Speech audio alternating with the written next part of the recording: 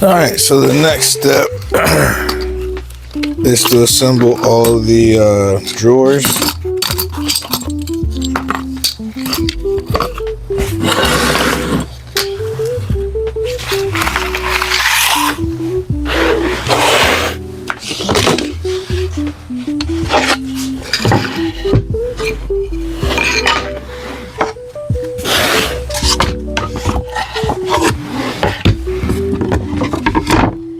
The method that I like for this, that's the bottom.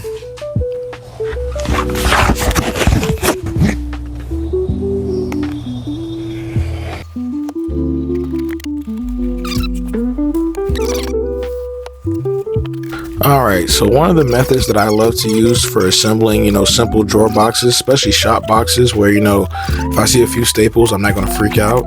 I like to actually just use glue down inside the dado since everything is actually plywood. There isn't any hardwood as far as the drawer sides or anything. Since it's solid plywood, I'm able to use glue inside the dados so they kind of lock in that bottom panel. And then for the sides, I end up applying glue to all the drawer fronts and the backs. And then I use 1¼ inch, maybe 2-inch staples, depending on how thick my actual plywood is. And that actually helps lock everything together. Staples hold a lot better than the regular 18-gauge nails. And then the glue is going to make sure that it's plenty strong for the long haul. It's a pretty simple process to, repeat and knock out a bunch of drawers. In this case, I only have 3 to do, but I'm going to get all these set up so we can continue on with the rest of this build.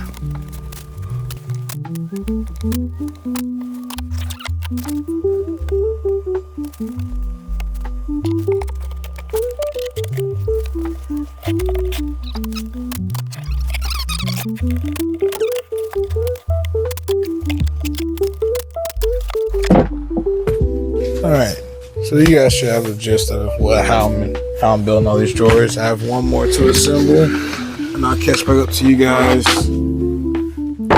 after I assemble this last one.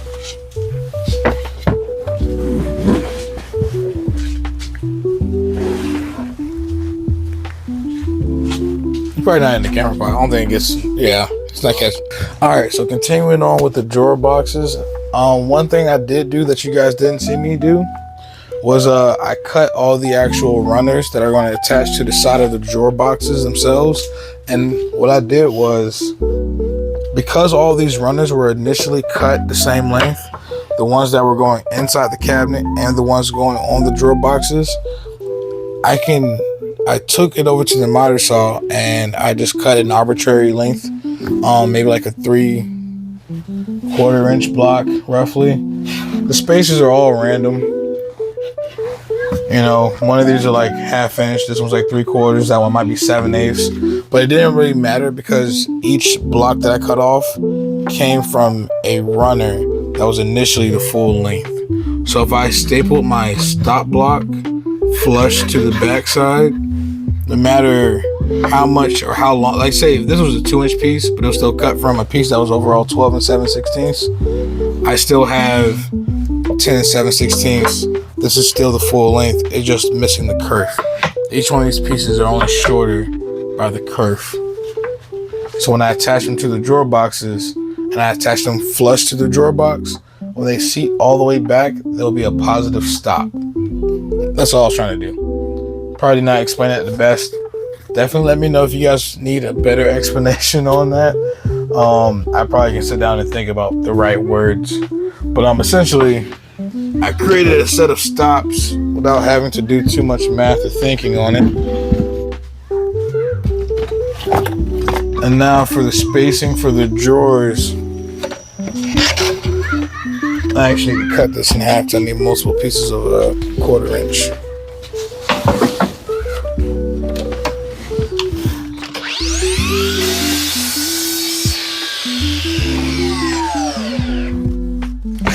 So all I need to do now is take some 1/4 inch plywood, because that was the spacers I was originally using. Take some 1/4 inch plywood, set it down at the bottom. Sit this drawer box down. I can slide it forward a little bit. Pull out my slide. And then press it up against the edge. And that is where my slide goes. Because I have the 1/4 inch spacing that I want off the bottom. Let me get both sides pulled forward. There we go. Yeah, that's gonna work.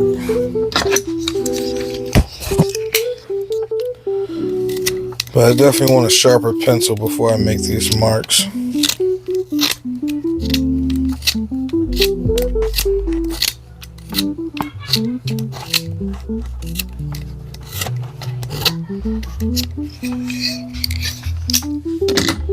So now all I gotta do is take my piece that's sitting on top of my runner here, make sure she's pushed flush to the bottom, make a mark, and make a mark, push it over to this side,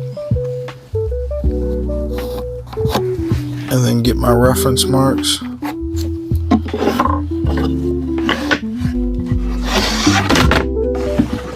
And then I can take the box out, grab my square,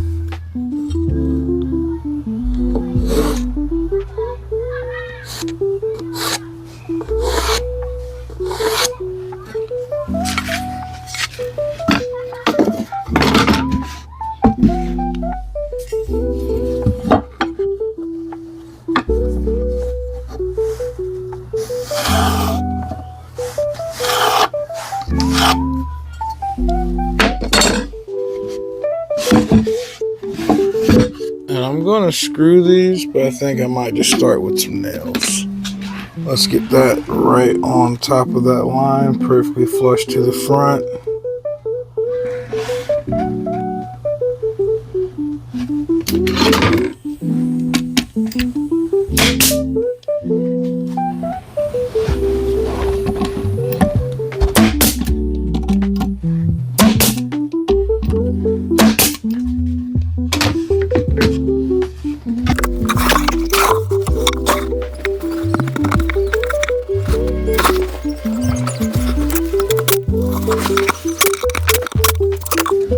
And if my non-math actually maths out, I should be able to stick this in there.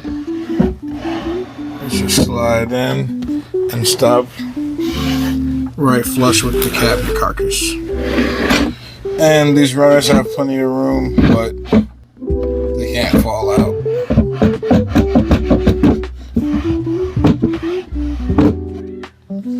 Now for the next cabinet, I need to also shim it up a 1/4 inch. Not cabinet, drawers. I'm not scripts. I promise you guys, I'm going to start writing scripts so I can put out better content for you guys. This, I swear.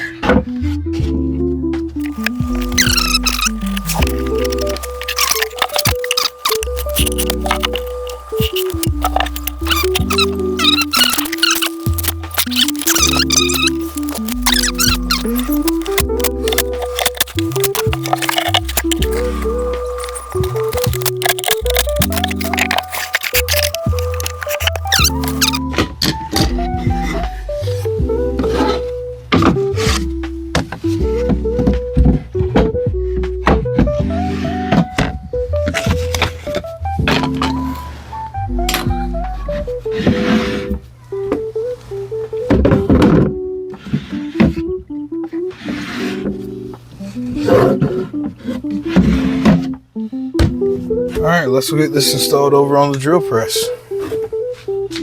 Again, I know it probably does not look as pretty as it can, but I do have some oak, some leftover mahogany pieces.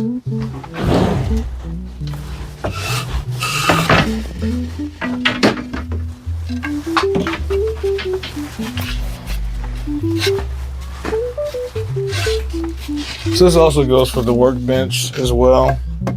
This is mahogany, but I'm thinking about probably face framing this cabinet and the workbench as well.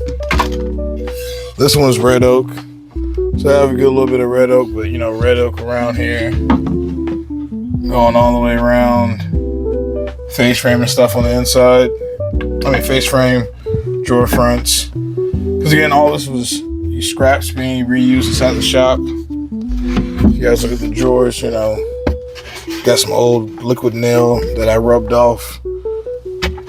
Just a whole bunch of scrap pieces that I had laying around. But this will increase the storage inside the shop by quite a bit. This bottom drawer was actually made for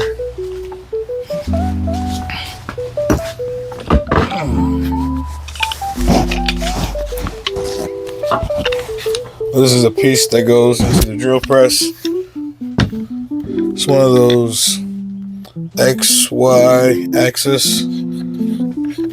Chucks right up into the centerpiece. But this has just been kind of laying on the floor in the shop next to the drill press or taking up space in another cabinet. But now right here on the drill press, what I'll probably do is take a block of 2x4 and run it across there and drill a hole to fit this. So I can drop this or the actual drill press table down inside of this drawer. But you have various other accessories and stuff. This is the game plan. And then I'll probably take like a piece of 1x mahogany or something and kind of run it all the way across the bottom so you don't see this when it's on top of the drill press. But yeah, let me show you this on top of the drill press now.